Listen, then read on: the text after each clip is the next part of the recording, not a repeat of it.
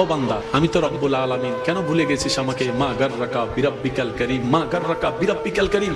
যারা 2 মিনিট ভালোবাসে তাদের জন্য তুই কলিজা কাইটা দেস, আর আমি যে 24 ঘন্টা তোরে ভালোবাসি, যত্ন নিই, আমার কথা কি তোর একবারও মনে পড়ে না রে বান্দা? একবারও কি মনে পড়ে না? এই তুই ভুলে যাবি ব্যস্ততার ভিতরে, সেজন্য আমি সিস্টেম করে দিয়েছি অন্তত 5 ওয়াক্তে 5 বার মুয়াজ্জিনে যেন আজান দেয়। এই আজান শুনে যেন আমার কথাটা তুই একবার মনে হয়। সেই মুয়াজ্জিনে যদি ডাইরেক্ট হাইয়া আলাস সালাহ বলতো, তোর মনে হয়তো কোনো ঘাবড়াহট আসতো না, আকর্ষণ লাগতো না, তুই ভুলে যেতে পারোস আমার নাম। তুই যেন জাহান্নামে না যাস, সেজন্য আমি আল্লাহু আকবার দিয়ে আজান শুরু করেছি, যেন তুই বুঝতে পারোস মুয়াজ্জিন আমার পক্ষ থেকে তোকে ডাকতেছে। সুবহানাল্লাহ। ও বান্দা, মা গাররাকা বিরাব্বিকাল কারীম, আমি কি তোকে সকালে নাস্তার ব্যবস্থা করে দিই নাই? তোর বউয়ে, তোর মা, তোর বোনে হয়তো রান্না করেছে, রেডি করেছে, কিন্তু নাস্তার রিজিকটা তো আমি দিয়েছি। পাউরুটির রিজিক হওয়া তো আমি দিয়েছি, পানিটা তো আমি দিয়েছি, খাবার নিয়ামত তো আমি দিয়েছি, পাকস্থলী তো আমি দিয়েছি, হজম শক্তি তো আমি করিয়েছি। বান্দা সুবহানাল্লাহ। ও বান্দা, তুই যে দুপুরবেলা ঘরে আসবি কিংবা বাহিরে তুই খাবারটা খাবি, সেই খাবারটাকে, ভাতটাকে আজকে যেটা তুই রান্না করে দুপুরবেলা খেয়েছিস, খাবি, ওই খাবারটা তোকে খাওয়ানোর জন্য 6 মাস আগে, 7 মাস আগে আমি অমুক জায়গায় কৃষককে মাঠে নামিয়ে দিয়েছি, দান হিসেবে ওটা তুলেছি। ও বান্দা, আমি কি তোর যত্ন নিই না? তুই সবাইরে মনে রাখলি, শুধু আমাকেই ভুলে যাচ্ছিস, আমাকে ভুলে যাচ্ছিস, আমাকে ভুলে যাচ্ছিস। বান্দা, আমি কি তোকে সর্বোচ্চ ভালোবাসি নাই? আমি কি বলি নাই আলহামদুলিল্লাহ রাব্বিল আলামিন? আমি কি বলি নাই আর রহমানির রহিম? আমি কি বলি নাই লা তাকনাতু মির রাহমাতিল্লাহ? বান্দারে, মনে রাখবি, ইচ্ছাই হোক অনিচ্ছাই হোক, একদিন আমার কাছে তোর আসতেই হবে, আসতেই হবে। কুল্লু নাফসিন যায়িকাতুল মউতের মাধ্যমে আমার কাছে আসতে হবে। কিন্তু আমি চাই ওই আসার দিনের আসার আগে তুই স্বইচ্ছায় সজ্ঞানে সবকিছু সারেন্ডার করে আমি রবের দরবারে ঝুঁকে যা। একবার বল তওবা কর, একবার তওবা কর। পৃথিবীর গুনাহ এমন কেউ নেই মাফ করতে পারে, কিন্তু আমি আল্লাহ চাইলে সেই গুনাহ মাফ করে দেব। চিৎকার করে রবকে বলে, মাওলা ভুল করেছি, ভুল করেছি, ভুল করেছি, একটা সুযোগ দাও।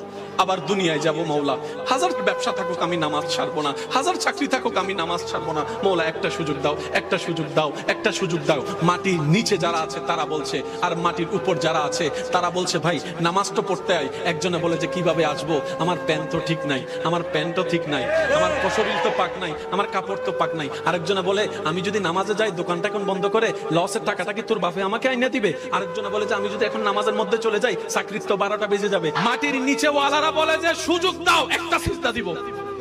আর মাটির উপরে যারা আছে তারা হাজার বার মুয়াজ্জিন ডাক দেয়, হাইয়া আলাস সালাহ, হাইয়া আলাল ফালাহ। কোন খবর?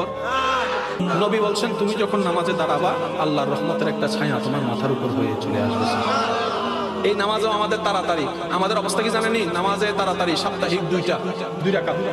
তারপর রকম আল্লাহ জান্নাতটা দিলে ভালো হইতো, এমন ভাবে কই যেন আমরা আল্লাহর কাছ থেকে পাওনা আছি। কথা কয় না কার?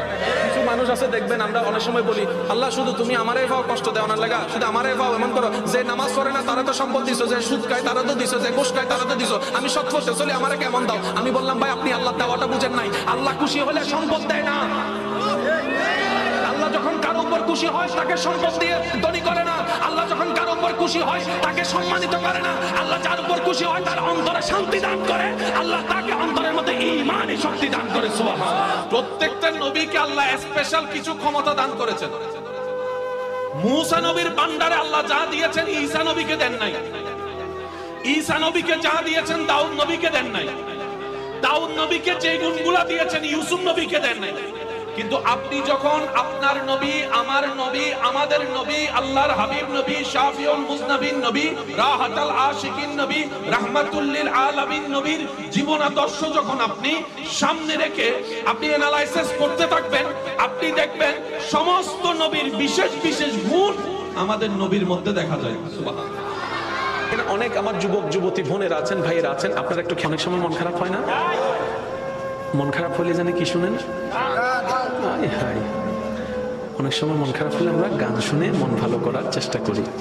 এটা কি চালাকি না বোকামি? আপনি নিজে একটু বিবেচনা করে দেখবেন। কারণ গান আপনাকে আমাকে সর্বদা অতীতের দিকে নিয়ে যায়। আর আমাদের অতীতে সুখ বেশি না দুঃখ বেশি?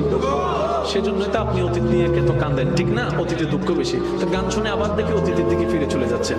আমি বলি বোন, আমি বলি ভাই, মনটা যদি বেশি খারাপ হয়, অনেক কিছু তো ট্রাই করেছেন, সাময়িক কিছুটা শান্তি পান, আবার সে আগে ডিপ্রেশনে চলে যাচ্ছেন। মন খারাপ, এটাও ভাল লাগে না, সেটাও ভাল লাগে না, কফিও ভাল লাগে না, চাও ভাল লাগে না, কোনো কিছু ভাল লাগে না।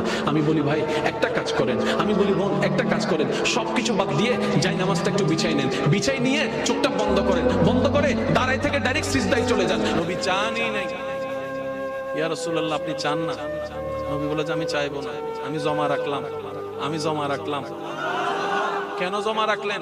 আমি এখন নিব না, হাসরের ময়দানে আল্লাহর কাছ থেকে এই নিয়ামতের বিনিময়ে বলবো, আল্লাহ তুমি দোয়া করার অনুমতি দিয়েছো, আমি দোয়া জমা রেখেছি। তুমি নিয়ামত ব্যবহার করার অনুমতি দিয়েছো, আমি জমা রেখেছি। সব কিছু জমা রেখেছি। আজকে হাসরের ময়দানে তোমার দরবারে ফরিয়াদ করছি, এগুলা সব কিছুর বিনিময়ে আমার গুনাহগার জাহান্নামী উম্মতকে জান্নাতে দান করো। ও উম্মত, রাসূল বলে ও উম্মত, আমি খাই নাই তোদের জন্য, আমি পেটে পাথর বেঁধেছি তোদের জন্য, আমি কষ্ট আপন করেছি তোদের জন্য, আমি তায়েফের ময়দানে আঘাতের শিকার হয়েছি, যাতে কিয়ামত পর্যন্ত তোরা ঈমান ইজ্জতের সাথে মাথা উঁচু করে দাঁড়াই থাকতে পারো। দুই হাত তুলে দেখাই, বলো ঠিক কিনা? আল্লাহ পাক বলে, বান্দা তুই মনে করস তুই খাওয়াস, না না, তোরে দিয়ে আমি আল্লাহ খাওয়াচ্ছি। বলেন সুবহানাল্লাহ। এ কথায় স্বামীকে ভুল বুঝবেন না, ও আমার ভাইয়া, কারো কথায় বউকে ভুল বুঝবেন না, কারণ যে বলনেওয়ালা পাঁচ লাগায়ে চলে যাবে, ডিভোর্স আপনাদের হবে, বাচ্চারা এতিম হয়ে যাবে, আপনারা আলাদা হয়ে যাবেন, ওই ব্যক্তির কোনো লস হবে না। কথা বলেন ঠিক কিনা? তাহলে যত জামিলা 3 নম্বর মানুষে লাগায়। সবাইকে সাবধান করছি, বন্ধুর ভিতরে তৃতীয় ব্যক্তি আসতে দিবেন না, ভাই ভাইয়ের ভিতর তৃতীয় ব্যক্তি আসতে দিবেন না, স্বামী স্ত্রীর ভিতর তৃতীয় ব্যক্তি আসতে দিবেন না। বান্দাটা যদি রবের হয়, সে কারো জন্য রাস্তা বন্ধ করতে পারে না, পানি বন্ধ করতে পারে না, কথা বন্ধ করতে পারে না, সংসার বন্ধ করতে পারে না, জীবন অতিষ্ঠ করতে পারে না। বান্দাটা যদি রবের হয়, সে কখনো চোর হতে পারে না। বান্দাটা যদি রবের হয়, সে কখনো মা বাবার গায়ে হাত তুলতে পারে না। বান্দাটা যদি রবের হয়, 1 সপ্তাহের জন্য টাকা ধার নিয়ে 2 বছর না দিয়ে গুনাচ্ছে থাকতে পারে না। বান্দাটা যদি রবের হয়, বিশা দিবে বলে টাকা নিয়ে সে টাকা মাইর করে দিয়ে তার জায়গা জমিন দখল করার সে পাইতারা করতে পারে না। বান্দাটা যদি রবের হয়, সে কথা দিয়ে কাউকে আঘাত দিতে পারে না। বান্দাটা যদি রবের হয়, সে কখনো হাত দিয়ে কাউকে আঘাত দিতে পারে না। মান সালিমাল মুসলিমুনা মিন লিসানিহি ওয়া ইয়াদিহি। বান্দাটা যদি রবের হয়, সে কারো উপর জুলুম করতে পারে না। বান্দাটা যদি রবের হয়, সে বড় ভাইয়ের সাথে বেয়াদবি করতে পারে না। বান্দাটা যদি রবের হয়, সে ছোট ভাইয়ের সম্পদ মেরে খেতে পারে না। বান্দাটা যদি রবের হয়, সে বোনের সম্পদ কখনো মেরে খেতে পারে না। বান্দাটা যদি রবের হয়, সে কারোর জন্য রাস্তা বন্ধ করতে পারে না, পানি বন্ধ করতে পারে না, কথা বন্ধ করতে পারে না, সংসার বন্ধ করতে পারে না, জীবন অতিষ্ঠ করতে পারে না, অন্যায়ভাবে মামলা দিতে পারে না। কথা বলেন ঠিক কিনা? এবার বলেন, এই রকম বদগুণ থাকলে সে কখনো পরিপূর্ণ পারফেক্ট মোকাম্মেল বান্দা হতে পারে? এবার আমাদের ভিতরে বাটপারি আছে না নাই? জোরে বলেন, আছে না নাই? মিথ্যা আছে না নাই? সকলখড়ি আছে না নাই? সাত দোকানে বদনামি আছে না নাই? সুন্দর করে দলিল, জাল দলিল দিয়ে জায়গা দখল করা আছে না নাই? সুদ আছে না নাই? ঘুষ আছে না নাই? মা বাবার সাথে চোখ রাঙ্গাই কথা বলা আছে না নাই?